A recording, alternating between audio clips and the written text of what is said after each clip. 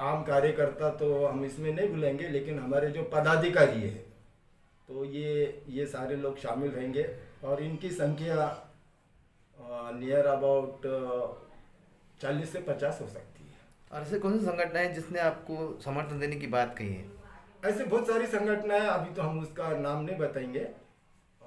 हमारे साथ और भी लोग हैं, संगठना है जो छोटी छोटी संगठनें अपने अपने शहर के हिसाब से काम करते हैं। जानने के भी कुछ संगठनाएं है जो हमारे साथ जुड़ी है, वो भी लोग हमारे साथ हैं। लेकिन आपको नहीं लगता कि कोरोना काल चल रहा है और प्रशासन ने भी जो दूसरी पार्टियां उनसे अपना समर्थन मांगा है कि कोरोना काल में हमें एक होकर लड़ना है, ऐसे टाइम पे अगर आप ठिया आंदोलन निकालेंगे, पब्लिक को बाहर निकालेंगे तो कोरोना ज़्यादा फैलने के चांसेस है?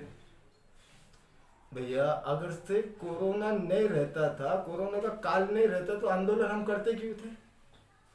कोरोना का काल है, लोग परेशानी और कोरोना की ही दवा हम लोगों को अवेलेबल करा के तो बोल रहे, यही मांगे हमारी। कोरोना को बढ़ाने के लिए नहीं, कोरोना को ख़त्म करने के लिए सरकार ने जो मेडिसिन उनको उपलब्ध कराना चाहिए, यही उपलब्ध कराओ, यही हमारी मांग है। सरकार वो नहीं कर रही है और सरकार को करना चाहिए। और सरकार अगर नहीं करती तो जिस जबान में सरकार को भाषा समझ में आएंगी उस जबान में हम सरकार से बात करेंगे।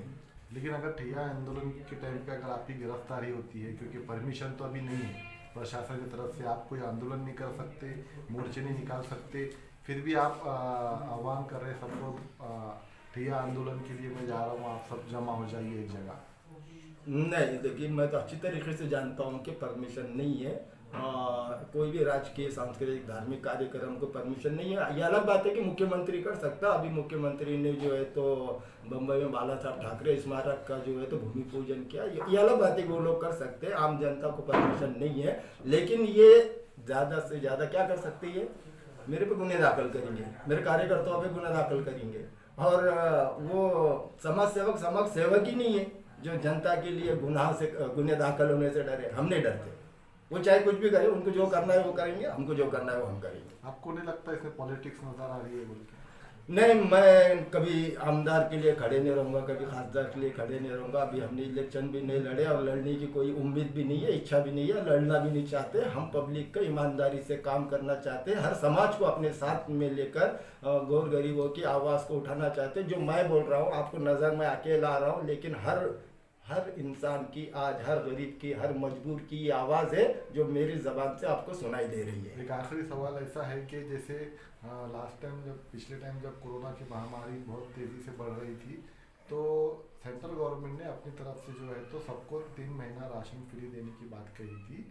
अब ऐसा कुछ भी आह्वान या सरकार की तरफ से कोई चीज़ नहीं आई है, तो आप लोग ये चीज़ के ऊपर क्यों नहीं ध्यान देते कि अभी लॉकडाउन लगा हुआ है, कारोबार सब बंद है, पिछले टाइम जैसा सरकार ने अनाज फ्री दी थी इस टाइम पर भी देना चाहिए? देखिए, सरकार अनाज फ्री देने की नहीं, सरकार तो अभी ये मोदी सरकार हो या ठाकरे सरकार हो, तुम्हारे घर में का आटे का डब्बा भी उठा के ले आने के चक्कर में, ये देने के मूड में नहीं है, ये लेने के मूड में है।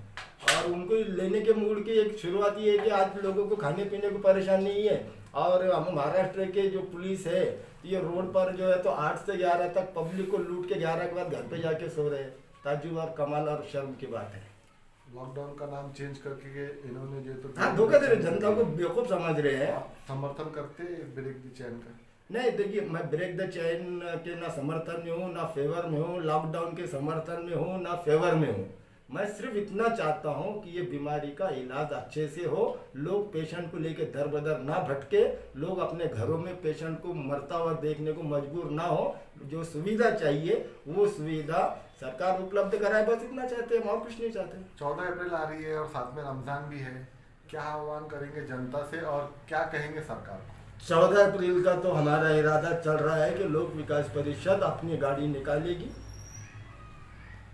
नियमों का पालन करते हुए, और रमज़ान मुबारक महीना है और हमारा देश ईश्वर को, अल्लाह को मानने वाला देश है। इसी बहाने मैं तमाम मुसलमानों से अपील करता हूँ कि रमज़ान में खुसूसन दुआ करें अल्लाह से कि अल्लाह इस वबा से हमें छुटकारा दे। ये वबा छोटी है लेकिन सरकार की जो वबा है ये ज़्यादा है, तो इसलिए कोशिश ये भी करना पड़ेगी कि सरकारों से भी छुटकारा मिले। हमारा सवाल वही है, छुटकारा किससे, सरकार से क्या कोरोना से? कोरोना के परेशानी थोड़ी है, सरकार ने जो गलत नीतियों से गलत तरीके से उसको इम्प्लीमेंट किया है, कानून बनाए हैं और पब्लिक के साथ जो खिलवाड़ हो रहा है ये ज़्यादा गलत है। तो कोरोना से भी छुटकारा चाहिए और ये सरकारों से भी छुटकारा मतलब चाहिए। महागाड़ी सरकार पे आपको विश्वास नहीं है? बिल्कुल नहीं। धन्यवाद। ओके, शुक्रिया।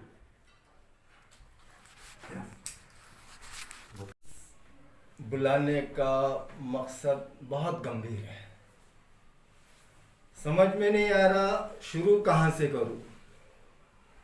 समस्या बहुत ज़्यादा है। आप यकीन मानिए, अभी सुबह 7 बजे सोया मैं, रात भर लोगों के कॉल्स आते रहते हैं। लोग कोविड से भी परेशान हैं, लोग पुलिस से भी परेशान हैं, लोग तंगी से भी परेशान हैं, लोग कारोबार से भी परेशान हैं। और सबसे बड़ी परेशानी हमारे देश के प्रधानमंत्री नरेंद्र मोदी, शर्म आनी चाहिए उनको कि आज महाराष्ट्र को ये सौतेली औलाद का सलूक कर रहे हैं। शर्म आना चाहिए देश के प्रधानमंत्री को कि आज उनका ध्यान महाराष्ट्र पे नहीं है, उनका ध्यान 5 स्टेट के इलेक्शन में है। उसी तरीके से शर्म आना चाहिए महाराष्ट्र के मुख्यमंत्री को कि जो बातें तो बड़ी बड़ी करते कि महाराष्ट्र माझा आसान, महाराष्ट्र माझा तसा। साहब, अभी हमने राजेश टोपे साहब को एक लेटर फैक्स करे, उनको एक लेटर दिए और टोपे साहब, मैं आपसे मुखातिब होकर कह रहा हूं कि औरंगाबाद में एक फटका मारिए, एक सैर कीजिए और थोड़ा अपनी इंफॉर्मेशन लीजिए। औरंगाबाद में किसी भी हॉस्पिटल में ऑक्सीजन अवेलेबल नहीं है। औरंगाबाद में किसी भी हॉस्पिटल में वेंटिलेटर अवेलेबल नहीं है। औरंगाबाद में किसी भी हॉस्पिटल में बेड भी नहीं है। लोग अपने पेशेंट को लेकर इधर से उधर फिर रहे हैं, भटक रहे हैं। बड़े मुश्किल से कहीं वो अपने पेशेंट को एडजस्ट कर भी लेते हैं तो उनको रेमडेसिविर इंजेक्शन नहीं मिल रहा है। रात रात भर लोग जो है दर बदर मेडिकलों की खाक छान रहे हैं, उन्हें रेमडेसिविर इंजेक्शन नहीं मिल रहा है।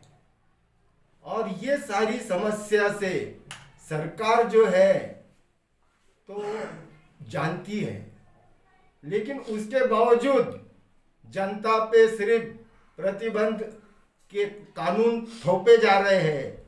उसके बावजूद सिर्फ लॉकडाउन के बारे में ख्याल किया जा रहा है। हम बार बार कह रहे हैं कि इलाज पर जोर दीजिए।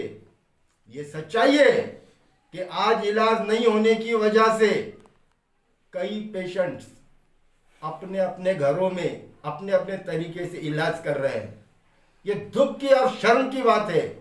प्रशासन जो है मीटिंग पे मीटिंग करता जा रहा है, जमीनी लेवल पर कुछ नहीं है। औरंगाबाद के महानगर पालिका के आयुक्त, ये तो समझ में नहीं आ रहा अपने आप को कौन से जमाने के राजा समझ रहे जो प्रजा को एक नौकर की तरह ट्रीटमेंट दे रहे। क्या कर रहे हो? ये सारी बातें जो है, अब पत्रकार परिषद बहुत हो गई, अब आपके सामने आकर बात करना बहुत हो गया, अब कुछ जमीनी लेवल पर करने की जरूरत है। इसलिए आने वाले सोमवार को लोक विकास परिषद ने आरोग्य मंत्री राजेश टोपे साहब को अल्टीमेटम दिया है कि रविवार शाम तक औरंगाबाद में वेंटिलेटर का इंतजाम किया जाए, ऑक्सीजन का इंतजाम किया जाए, बेड्स का इंतजाम किया जाए। अगर ये सोमवार तक इंतजाम नहीं होता, आसानी से रेमडेसिविर इंजेक्शन उपलब्ध नहीं होता, अवेलेबल नहीं होता, तो सोमवार के दिन लोक विकास परिषद मैदान में नहीं, राजेश टोपे के घर पे मोर्चा लेकर जा रही है। राजेश टोपे के घर पे मोर्चा ले जाएंगे और वहां पे ठिया आंदोलन उस वक्त तक रहेगा जब तक लोगों की समस्या हल नहीं हो जाती। और ये मोर्चे के ताल्लुक से हम जनता से ये आह्वान करना चाहते हैं, जनता से ये अपील करना चाहते हैं कि आम लोग जो है इस मोर्चे में शामिल ना हो, आम लोग इस मोर्चे में शामिल ना हो। जो कार्य सिर्फ लोक विकास परिषद के कार्यकर्ता और दूसरे दीगर पार्टियों के संगठन के जो कार्यकर्ता है बस वही इसमें शामिल हो, क्योंकि हम जानते हैं कि ये सरकार को जो हम आईना दिखा रहे हैं, सरकार हमारे खिलाफ कोई भी गुने दाखिल कर सकती, उसके लिए हम तैयार है, लेकिन आम जनता को हम जोखिम में नुकसान में नहीं डालेंगे। इसलिए एक बार फिर हम अपील करते हैं कि आम जनता इसमें शिरकत ना करे। कार्यकर्ता चाहे वो किसी भी पार्टी के हो, किसी भी संगठन के हो, वो हमारे साथ आ सकते हैं। धन्यवाद।